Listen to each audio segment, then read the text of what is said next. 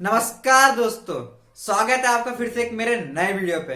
Guys, आज मैं आपको एक ऐसी इंस्पिरेशनल स्टोरी सुनाने वाला हूँ जिसे सुनने के बाद में आपके लाइफ की कितनी कठिन प्रॉब्लम्स क्यों न रहे, आप कितनी कठिन परिस्थिति में क्यों न रहे, आप उसको आसानी से फेस करके बाहर निकल जाओगे। सो गाइस, बने रहिए मेरे साथ में वीडियो के एंड तक। कुछ समय पहले की बात है, एक राज्य में अरविंद नाम का राजा राज्य करता था और उस राजा का व्यवहार बहुत अच्छा था, जिस कारण उसकी प्रजा बहुत उसे पसंद करती थी। और उसके बाद में वो प्रजा के सारे कोई भी प्रॉब्लम्स रहे या कोई भी कठिन कार्य रहे, उसको वो आसानी से पूरा कर देता था, जिस कारण प्रजा उसे बहुत प्रिय थी, प्रजा उसे बहुत पसंद करती थी।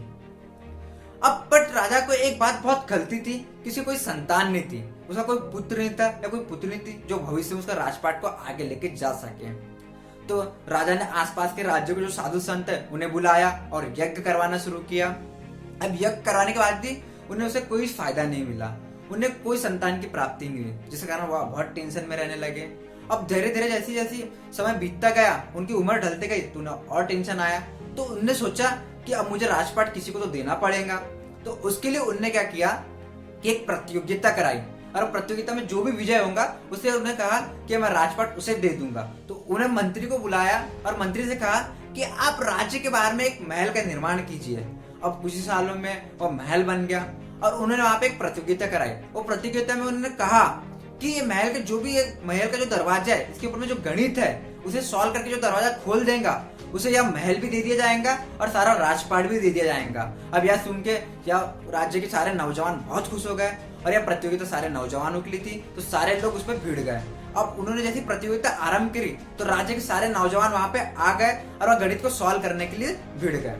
अब जैसे जैसे वह प्रतियोगिता में कार्य करना शुरू करे तो सारे गणित सॉल्व करना शुरू कर दिए। अब जैसे जैसे गणित को सॉल्व कर रहे थे, अब उसके बाद में वह बहुत लोगों से गणित सॉल्व नहीं हो रहा था, वह गणित बहुत कठिन था। कुछ लोगों ने थे उसका लिख लिख के गए और घर पे उसको सॉल्व करना शुरू करा, बट दिन भर में वह कार्य में किसी को सॉल्यूशन नहीं मिला।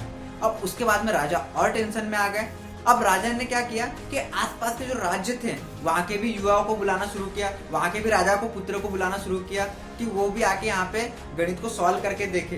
तो उसके बाद में आसपास के सभी राजाओं के पुत्र, सभी युवा लोग आए दूसरे दिन और सभी लोग सॉल्व करने में भिड़ गए, बट उस दिन भी वह किसी से सॉल्व नहीं हो पाया। उसके बाद में दूसरे दिन दो राजा और एक युवा बैठे हुए थे, वो उसे सॉल्व करने में जुटे हुए थे।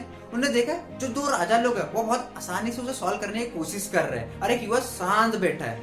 अब उसके दूसरे दिन राजा का नजर उस युवा के पास में गया और युवा को उसने बुलाया और पूछा कि भाई आप ये गणित को सॉल्व क्यों नहीं कर रहे हो, बाकी लोग तो इसको कोशिश कर रहे हैं। तो अब युवा बोलता है कि महाराज मैं तो एक साधारण सा आदमी हूँ, मुझे कोई गणित समझती नहीं है, उसके बाद में इसे कैसे सॉल्व कर पाऊंगा। यहाँ तो बड़े बड़े राज्य के राजाओं के पुत्र आए जो इसे सॉल्व करने में जुटे, वह उनसे नहीं हो पा रहा तो मुझसे कैसे हो पाएगा।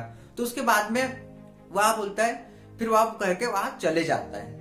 अब उसके बाद में वो जो राजाओं के जो दो पुत्र बचे हुए थे वो भी गिव अप करते, वह कहते हैं कि महाराज हमसे भी ये गणित सॉल्व नहीं हो रहा है। अब उसके बाद में राजा कहते हैं उसे कि एक बार तू भी ट्राई कर ले। तो जो युवा रहता है वो जाता है दरवाजे के पास में और उसे थोड़ा सा धक्का देकर खोल देता है और वह दरवाजा खुल जाता है। उसके बाद में लोग सब हैरान हो जाते हैं कि भाई इसने ऐसा क्या कर दिया जिस कारण दरवाजा खुल गया।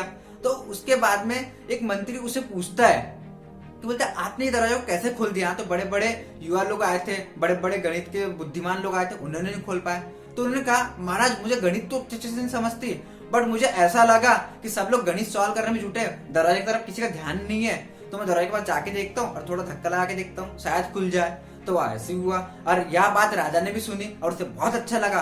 तो राजा ने कहा कि ये महल भी आपका है और ये सारा राजपाट भी आपका है, अब आपको इसको भविष्य में आगे लेके जाना है। तो गाइस, यह कहानी सुन के आपको यह समझ में आई होगी कि अगर कोई भी कितना ही कठिन प्रॉब्लम में क्यों ना हो, कोई कितनी कठिन परिस्थिति में क्यों ना है, उसका सॉल्यूशन रहता है। अगर आप कोई प्रॉब्लम में होंगे या आप कोई भी कठिन परिस्थिति में होंगे तो गाइस शांति मन करके फोकस से उसको देखिए, उसका सॉल्यूशन मिलना शुरू हो जाएगा, आपको प्रॉपर गाइड मिलना शुरू हो जाएगा। ना कि ऐसा ना हो कि प्रॉब्लम तो बहुत छोटी सी है पर आप ही ने उसे बहुत बड़ा बना दिया। तो आपके सामने जितनी बड़ी प्रॉब्लम रहे उसको ध्यान देना शुरू कीजिए, उस पर टेंशन लीजिए, आपको धीरे धीरे उसके रास्ते मिलना शुरू हो जाएंगे। आई होप गाइस आपको यह वीडियो अच्छा लगा होगा और आपको और कुछ से और नया सीखने मिला होगा तो मुझे कमेंट कीजिए, कमेंट करके बताइए।